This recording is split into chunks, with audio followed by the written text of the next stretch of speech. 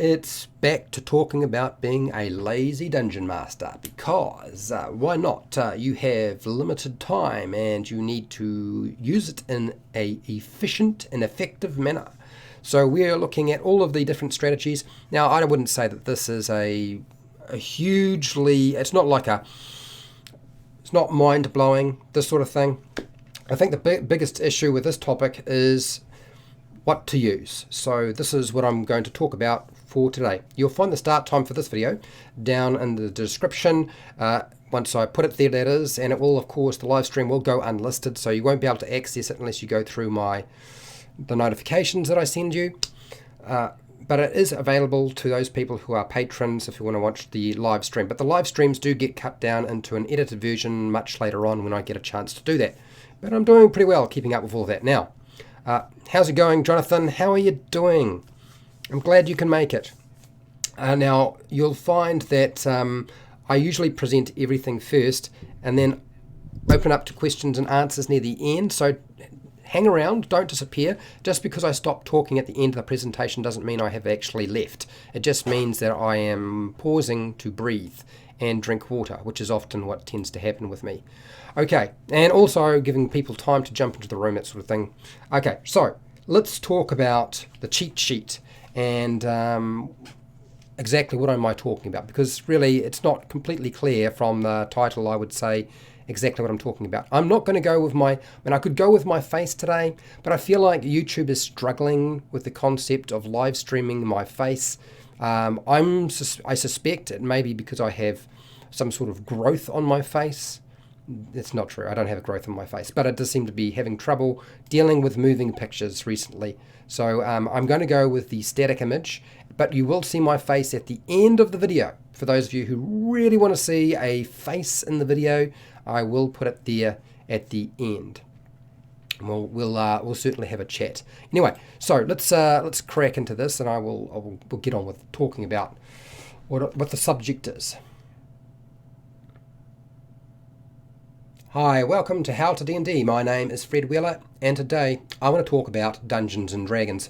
In fact, today's topic is cheat sheets are lazy. Are cheat sheets lazy? Well, yes, they are lazy, but like many things with regard to this particular video series, cheat sheets are smart. They're not just lazy, they're smart. It's an efficient use of your time, and applying them in your game is not very difficult to do. You just got to find the right cheat sheet, or you've got to make your own. Now, problem is, time is required to make your own cheat sheet. So what am I going to do? How am I going to deal with this? What is a cheat sheet? Most people know what a cheat sheet is. This is just a summary of the game rules. Whatever role-play game you're playing, it's a summary of that, and you use it and you hand it out to your players so they can understand or select actions and things they want to do within the game as you're playing, so you don't have to keep explaining stuff to them.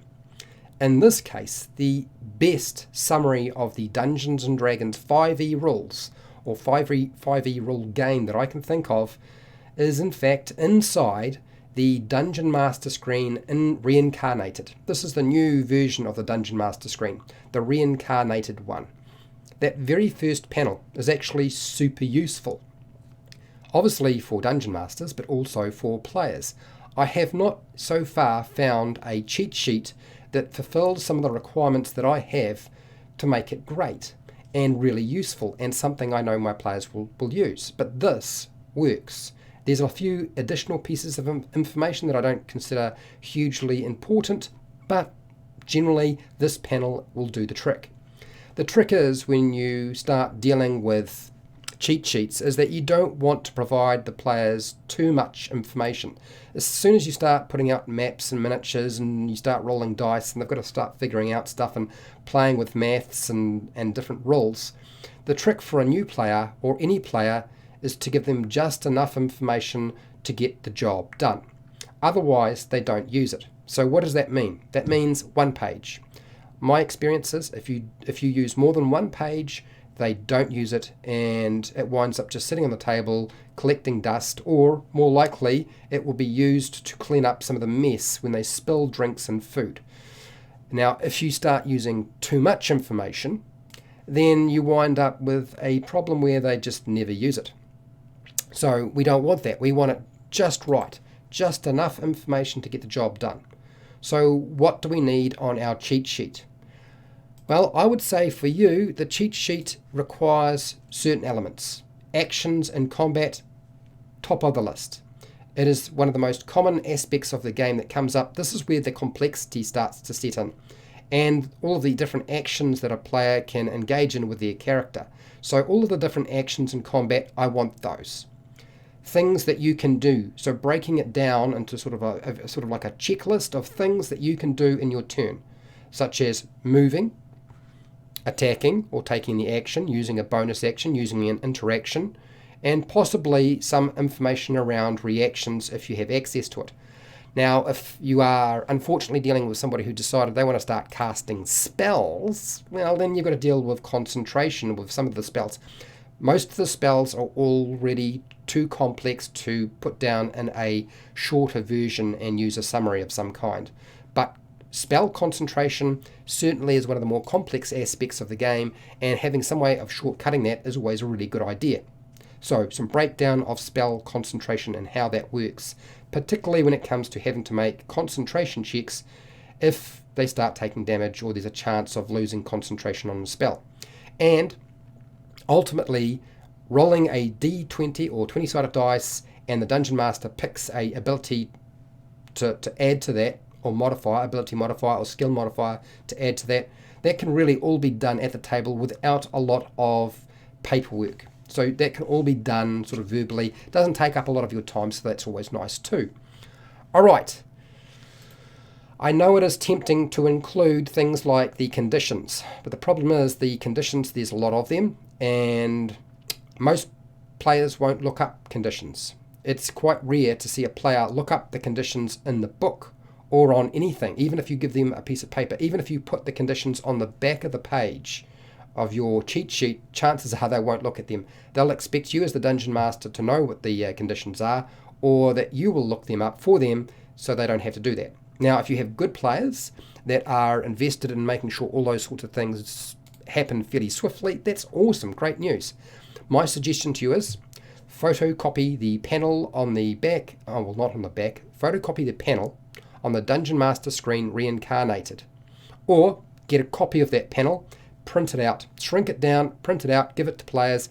It's got enough information there to get the job done. It's got a little bit of information on the shape of a spell, but that really doesn't matter depending on the type of spell they're using. It's got information on long jump and high jump and suffocating, which you're almost never going to use. And we do not want to have death saving throws on our cheat sheet, because if they're having to deal with that a lot, then something's gone completely haywire, and it's really not a particularly difficult rule to deal with.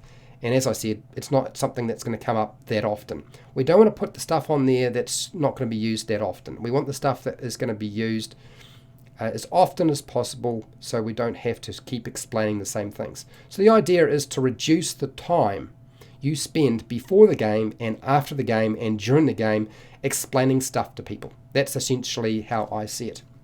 Okay, so that means when we have a look at our Dungeon Master screen and that panel, you'll notice we have actions and combat, we have what you can do in a turn, we have the concentration spell system all there, and all the rest is just gravy or icing on the cake. But the rest of it is not hugely important. And certainly taking that information and blocking it in onto an A4 page would not be very difficult to do. So that is my advice to you when it comes to being lazy, reducing your time and output at the table. This is something that would certainly be really useful. Now, I have hundreds of videos for players and Dungeon Masters, which you are welcome to go and check out if you feel like. I have a series of videos on being a lazy Dungeon Master, essentially. Almost all of the titles have the word lazy, but the playlist basically says something like Lazy Dungeon Master. And if you look at that, you'll see there's a couple of videos already that are starting to build up that will give you advice on how to reduce the amount of time you spend as a Dungeon Master sorting stuff out. Now, if you want to support the channel so I keep doing stuff like that, like this, that's great. So how can you do that? Well, you can go to Patreon, where you get access to the live streams once they go unlisted. You also get There's affiliate links down in the description where you can buy stuff from Amazon and the book depository, which supports me. So I keep doing this sort of thing. I also have merchandise shelf just down underneath the video as well. Make sure to share, like, and subscribe. Hit the bell button to be notified when I go live and when I publish new videos. And hey, till next time, keep rolling those 20s.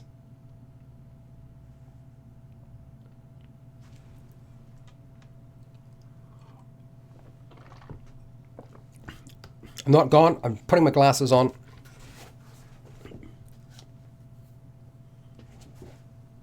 Wait a second. Okay. All right. And you'll get my face. Unfortunately, for those of you who are around, you will actually get to you'll have to put up with my face. Dear.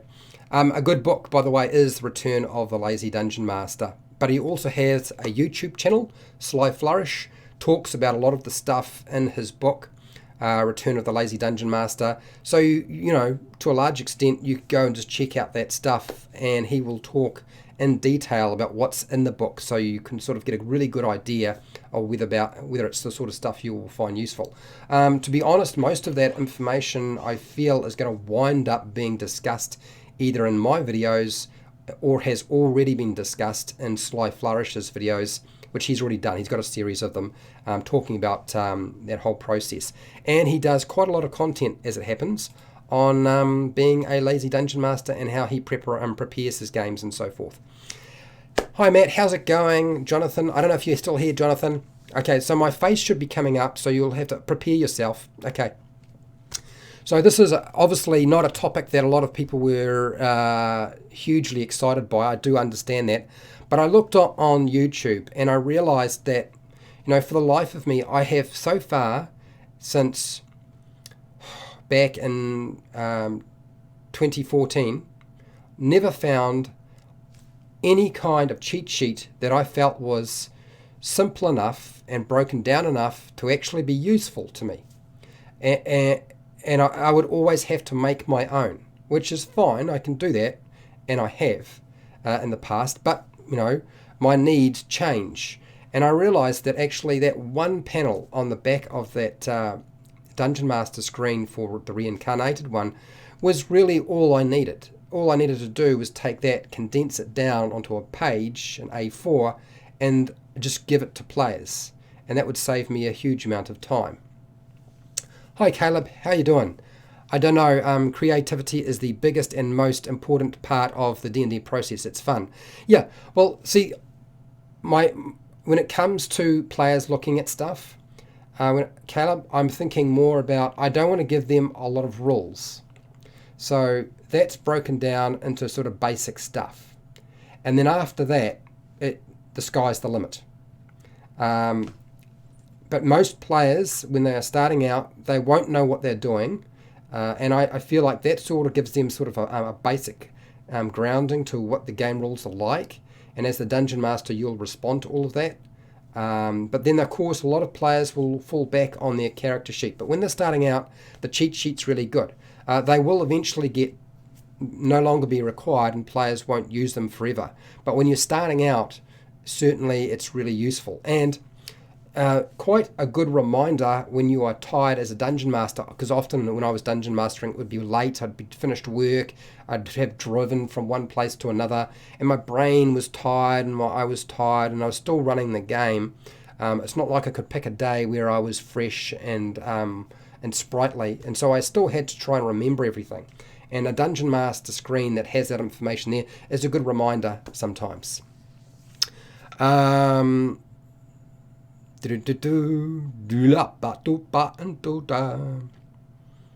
flavor does always help, and the willingness to adjust what you're doing. So absolutely. Bromos Sunstar Ranger. When I get inspired, I can't help but write out an encounter with too much information. It's fun, and sometimes I use it all, and sometimes I don't, but I consider that as part of the hobby, yes. Yep. Look, you do what you want to do. As a dungeon master, if you want to write out a lot of information on the encounter, that's fine. And if you've got time to do that, that's not an issue. I always found myself with so little time sometimes that I would have to break it down into, I would put my whole adventure for a session on one piece of A4 paper. It's actually not a strategy or technique that I created. It's actually something that Chris Perkins showed the community years ago how to do. And it works really well. And I just break that down into information on the characters, locations, NPCs, and then after that, my encounters, and that's really it. And usually I have like 5 of each. And there might be like a quick run-up as to what they're supposed to be doing this session. Jonathan, what do you got here? I just brought a new screen today. What would you need for a hex adventure? What should I have behind the screen? I don't think you really need anything behind the screen for a hex adventure. I mean, other than the map with, the hexes on it, really all you're going to be doing is as they explore each of the hex, you'll either write something in that hex or you'll put a cross through it to indicate they've been to that location already. I think when I was running the Isle of Dread, which is a hex-based adventure, I gave them the map. I let them decide what they would write there. Because the hex map itself was so small, what they would do is they would number each hex and they would write a note on the back of the map for that number. So if it's number 1 hex, then they would write on the back what they found there very briefly, and that helped them keep a record. You could do something similar, which is, number each hex as they explore it and then write on the back what was there in hex 1 or hex 2 or hex 3, whatever you sort of designate it as. So I don't think you're going to need anything more than that, really, Jonathan. Any more questions? Otherwise, I'm going to take off and go and have some food. It's like a quick video for me, which I really like the idea of. And also, too, you're welcome, Jonathan. I'm glad I could help. I'm looking forward to spending a bit of time hopefully chewing through, because I've almost got rid of all of my backlog of live streams, which means I have to move on to all of the stuff sitting on my camera on the memory stick, and all the folders with unfinished video that I haven't processed yet. So there's a whole bunch of extra work to go. So yes, I think you'll find the sound quality and the picture quality will change depending on where I was when I was filming it. But I think as a general rule, you'll find the picture quality will probably increase, and the sound quality will be dependent on whether there were birds around or whether I was inside or not. But yeah, there's a whole bunch of stuff, really short stuff rather than really long stuff. So if that appeals to you, that's good news. Okay, I am going to take off. I'm going to let you be and hang out and do your own thing. Hopefully this has been useful to you in some way. Look, there are plenty of different cheat sheets out there that you can use. You don't have to necessarily do what I suggested. Bromos Sunstar Ranger, have a great snack or dinner, Fred. So yeah, it's kind of like an early dinner sometimes.